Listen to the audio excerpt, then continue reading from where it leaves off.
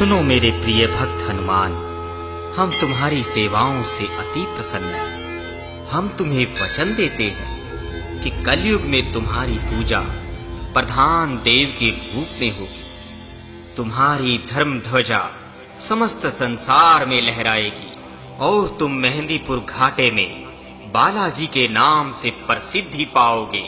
हे प्रभु, आपकी आज्ञा और मर्यादाओं का सदैव पालन करूंगा और समस्त प्राणियों के कष्ट दूर करूंगा।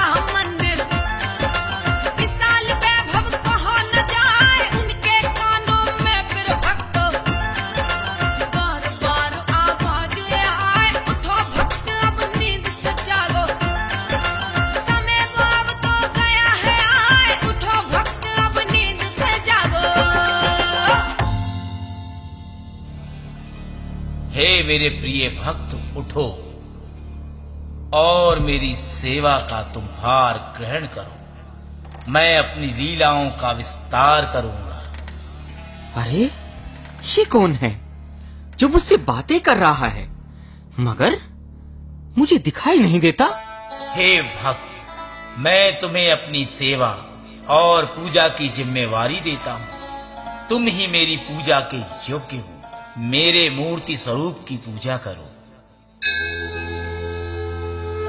अरे, ये घंटे, घड़ियाल और नगाड़ों की आवाज तो आ रही है पर कोई दिखाई नहीं देते। गांव वालों को ये बात बता देनी चाहिए।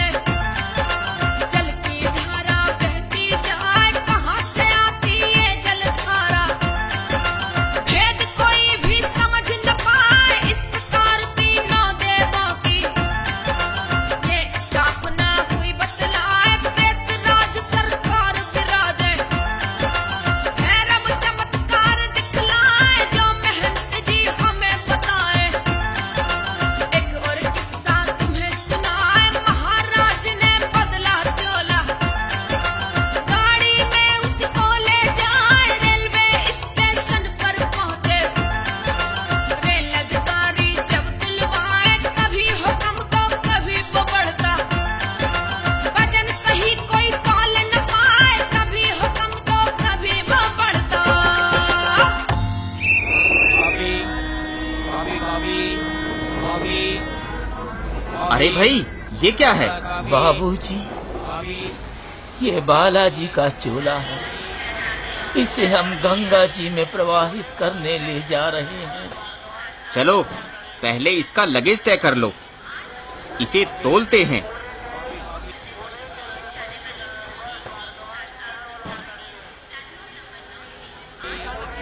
अरे ये क्या है? कभी इसका वजन कम हो जाता है, कभी ज्यादा हो जाता है। कुछ समझ में नहीं आता, क्या बात है?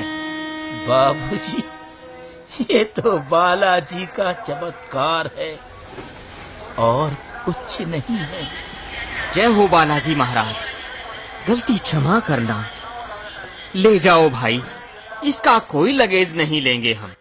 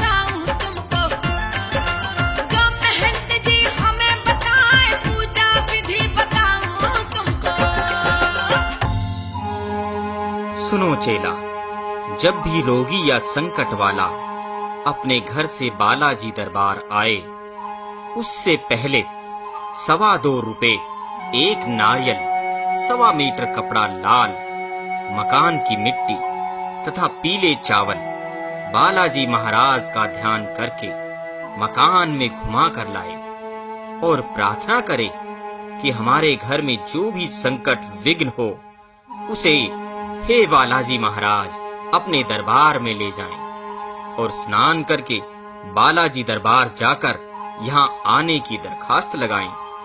इस विधान को बालाजी के चरणों में भेंट करें। फिर उसके बाद गुरुजी? फिर बालाजी से प्रार्थना करें कि हे बालाजी महाराज, जो भी हम पर संकट हो उसे अपने दरबार में रखे और मुझे शांति दे। उसके बाद क्या करे गुरुजी?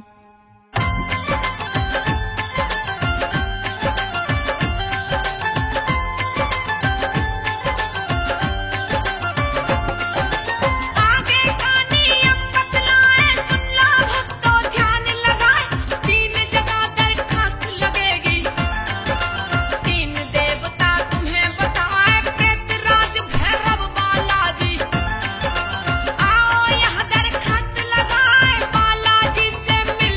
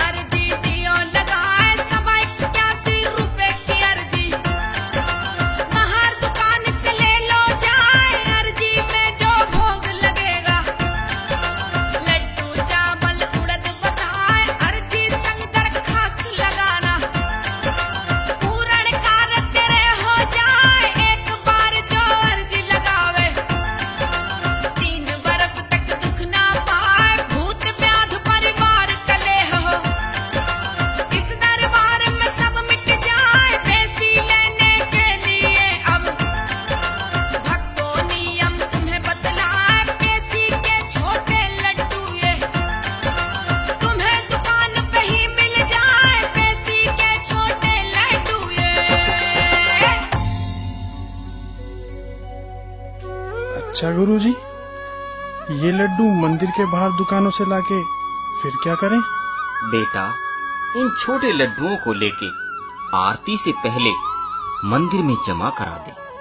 आरती के बाद पेशी के वही लड्डू मंदिर में बंटते हैं, वो लड्डू लेकर रोगी को खिला दें। जो भी संकट होगा रोगी के मुख से बोलने लगेगा। अगर गुरुजी पेशी न आए तो भैरव बाबा का भोग लगाना जरूरी है।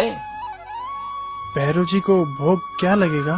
100 ग्राम गुलगुले यानी मीठे पुए होते हैं। भोग लगाने के बाद 2 गुलगुले रोगी को खिला दें, बाकी कुत्ते को खिला दें। अच्छा, ध्यान रहे, प्रेतराज सरकार को भी भोग लगाना अनिवार्य है। प्रेतराज बाबा का क्या भोग चढ़ना है गुरुजी? प्रेतराज बाबा का भोग 100 ग्राम खीर से लगाएं। भोग की बची हुई खीर रोगी या अन्य लोग भी खा सकते हैं। इसके पश्चात दीवान सरकार का भोग लगाना चाहिए। इनका दरबार प्रेतराज सरकार के पीछे है। दीवान सरकार का भोग भी बता दीजिए गुरुजी।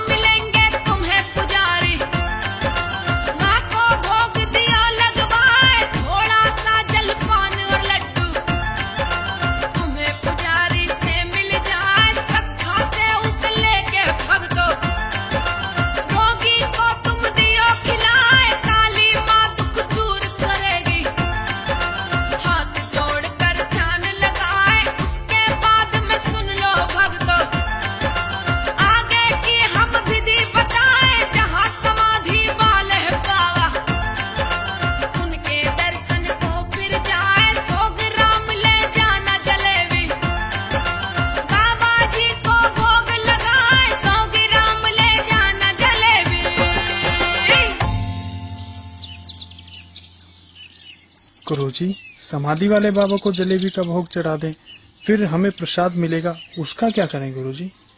समाधि वाले बाबा को भोग लगाकर 2 जलेबी रोगी को खिलाएं और बाकी बची हुई जलेबी कुत्ते को खिला दें। अगर पेशी न आए तो भंगी बाड़े का भोग लगवाना जरूरी है। इनका दरबार कहाँ है गुरुजी? इनका स्थान श्री प्रेतराज बाबा के दरबार में जाते हुए सीढ़ियों के पास उल्टे हाथ की तरफ है। इनका भोग 7 बतासे और थोड़ी मिठाई, 2 लौंग, 2 इलायची जलते हुए उपले पर रखकर रोगी को धुआं दिलवाएं। उसके बाद गुरुजी? भंगी बाड़े का भोग लगाने के बाद रोगी और उसके साथ के लोग किसी अन्य व्यक्ति को न छुएं, बल्कि जिस स्थान पे वो ठहरे हों वहां स्नान करके शुद्ध साफ कपड़े बदलकर तब श्री बालाजी महाराज के दरबार में जाएं। इसके बाद पीपल वृक्ष पर 1 लोटा पानी, 2 बतासे, 2 इलायची चढ़ा दें। थोड़ा जल बचा के रोगी को पिला दें और प्रार्थना करें कि हमारे संकट कट जाएं।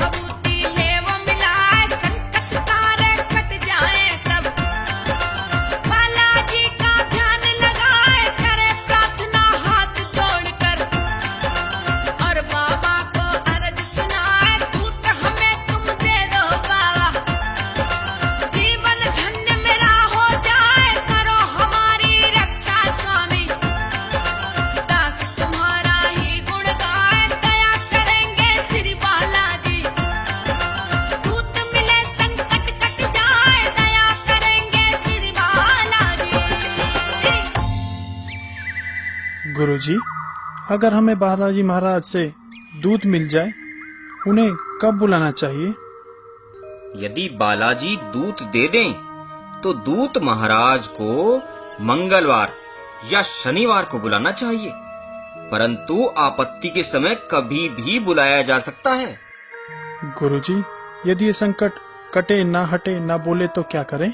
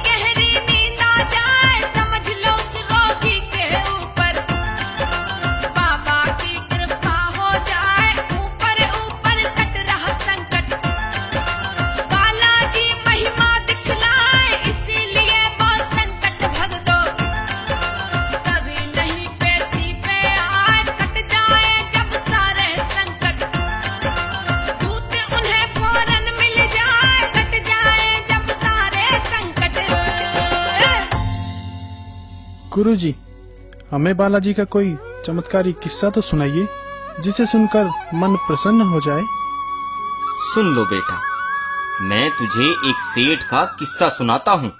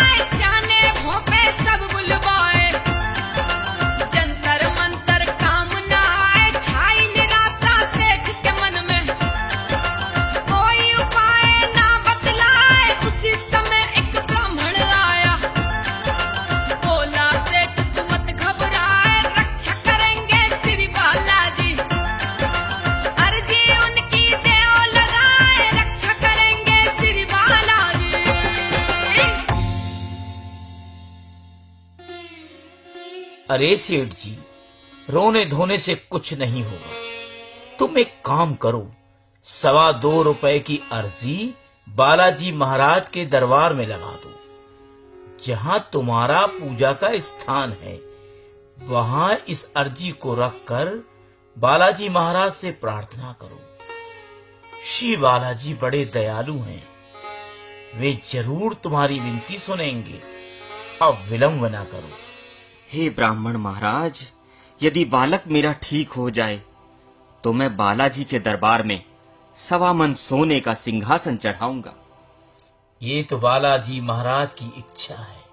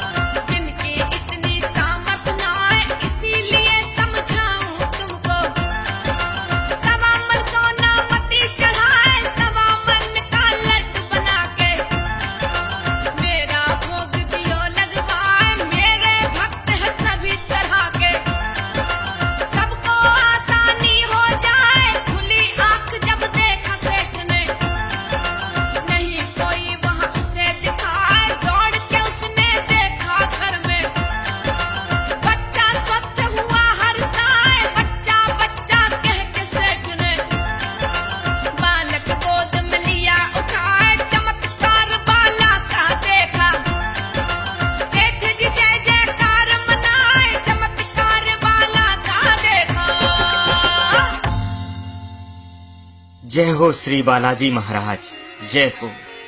तुम्हारी कृपा का मैं बहुत आभारी हूँ। तुमने मेरे पुत्र को प्राण दान दिए हैं। मैं धन्य हो गया प्रभु, मैं धन्य हो गया, मैं धन्य हो गया। ठीक कहते हो जी। अब हम मेहंदीपुर धाम जाएंगे, 1.25 मन सोने का सिंहासन चढ़ाएंगे। नहीं शांति, बाबा मेरे सपने में आए और कहा, तू 1.25 मन सोने का सिंहासन नहीं, 1.25 मन चूरमे के लड्डुओं का भोग लगाना, जिससे मेरे अन्य भक्त मेरी 1.25 मन ही चढ़ा सके।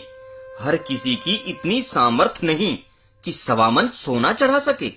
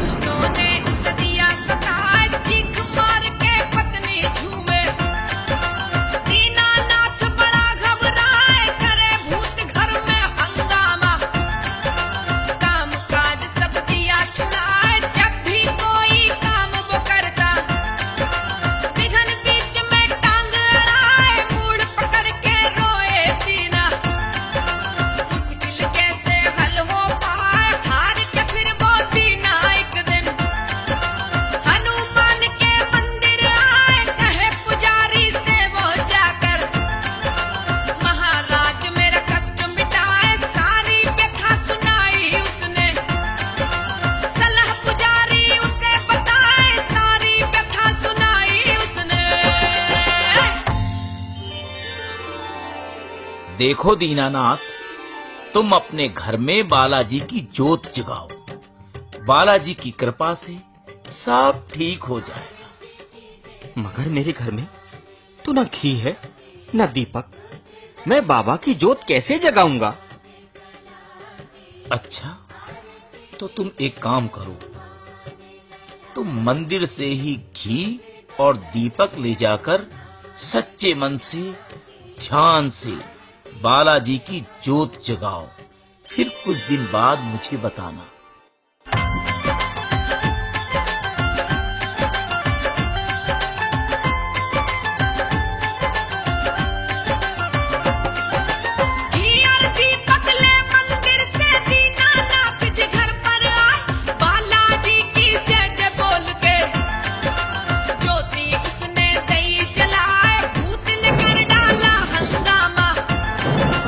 पहले मुझको पूजा जाए, बोला दीना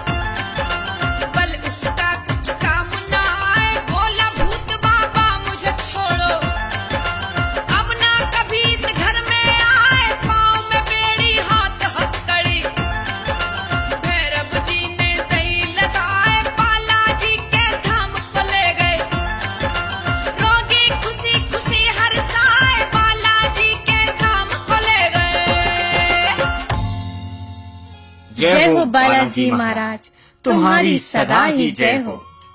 जय श्री कोतवाल कप्तान बाबा, जय हो। श्री भैरव बाबा, तुमने मेरे सारे संकट दूर कर दिए। आपकी जय हो बाबा, आपकी जय हो।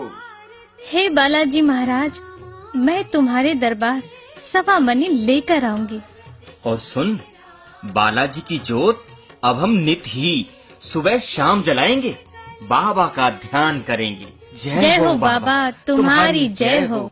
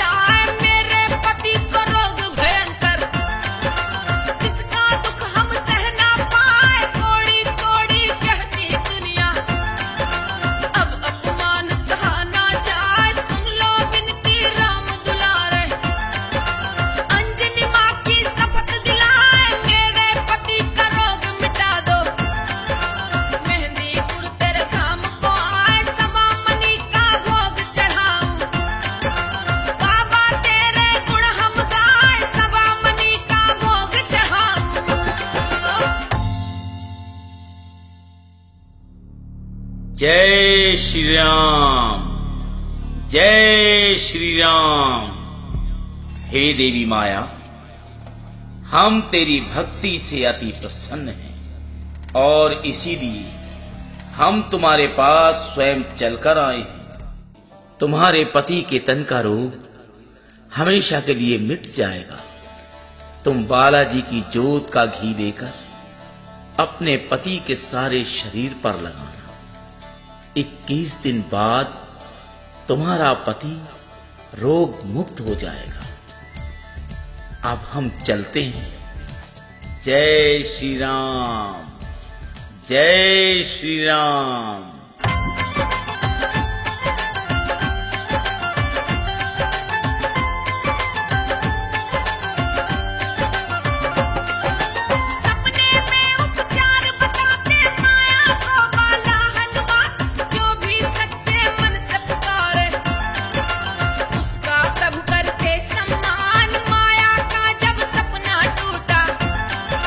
कोई न उसको पास दिखाए, समझ गई फिर माया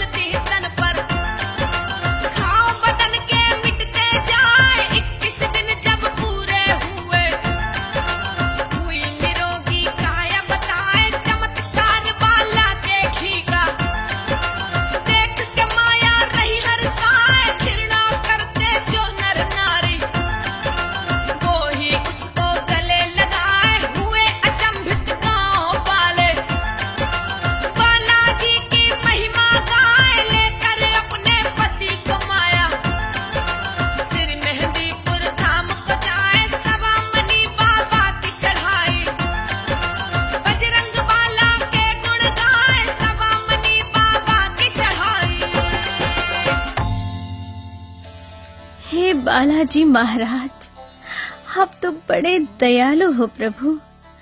आपकी कृपा से मेरे कोढ़ी पति के तन का रोग पूरी तरह मिट चुका है। प्रभु, मैं और मेरे पति आपके सदा आभारी हैं और हम सदा ही आपके गुण गाते रहेंगे। आज से मैं प्रतिज्ञा करती हूँ कि आपकी अमर ज्योत मैं अपने घर में जगाती रहूंगी। हे मारुति नंदन, पवन कुमार, अंजनी के लाला, आपकी सदा ही जय हो। मेरा दुख दूर करने वाले महावीर बालाजी, तुमको मेरा 100 बार प्रणाम। जय श्री राम, जय श्री राम। बालाजी महाराज, तुम्हारी सदा ही जय हो। महाराज, तुम्हारी सदा ही जय हो। गुरुजी, बालाजी की ज्योत का घी लगाने से माया के पति का कोढ़ समाप्त हो गया। ये चमत्कार तो मैंने पहली बार ही सुना है। देखो बेटा, जो बालाजी पर विश्वास करता है तो बालाजी का चमत्कार उस व्यक्ति को देखने को मिलता है। बालाजी की जल और भभूति भी बहुत चमत्कारी है। इसको इस्तेमाल करने वाला व्यक्ति हमेशा रोग मुक्त, संकट मुक्त तथा भय मुक्त हो जाता है। गुरुजी, हमें इसकी महिमा और नियम के बारे में बताइए।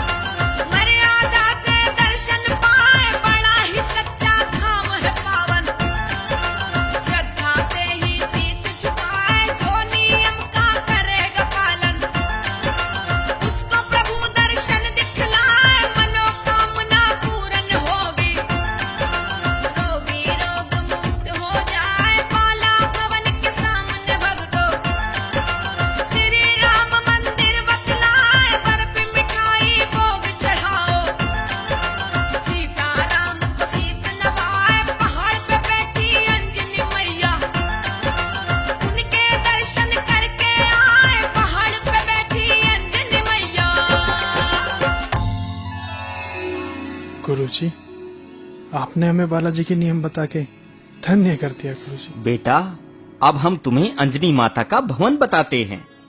देखो बेटा, अंजनी माता का भवन श्री बालाजी महाराज के मंदिर के ठीक सामने वाली पहाड़ी पर है। अंजनी माँ के दर्शन के साथ साथ तुम्हें हनुमान जी के बाल रूप के भी दर्शन होंगे, जो माता अंजनी की गोद में विराजमान हैं। और फिर काली मैया के दर्शन करें, जिनके दर्शन से सारे कार्य सिद्ध हो जाते हैं। और आगे पहाड़ वाले पंचमुखी हनुमान जी विराजमान हैं, उनके दर्शन अवश्य करने चाहिए। सारी मनोकामना पूर्ण होती है। और श्री बालाजी तीर्थ धाम के दर्शन भी तभी पूर्ण माने जाते हैं। यहाँ विशाल मेला भी लगता है। हनुमान जयंती का पर्व बड़ी धूमधाम से मनाया जाता है। गुरुजी, ये मेला कब लगता है? वैसे तो बालाजी के धाम पर भक्तों के लिए मेले नित ही लगते हैं, लेकिन विशेष मेला हनुमान जयंती पर लगता है, जिसमें करोड़ों श्रद्धालु भक्त दर्शन करने आते हैं। बेटा, बालाजी की महिमा तो अनंत है, इसका कोई पूर्ण वर्णन नहीं कर सकता। श्री रामचंद्र भगवान की जय। बोलो श्री महावीर हनुमान की जय। बोलो श्री बालाजी महाराज की जय। बोलो श्री महाबली प्रेतराज सरकार की जय। बोलो श्री भैरव बाबा महाराज की जय।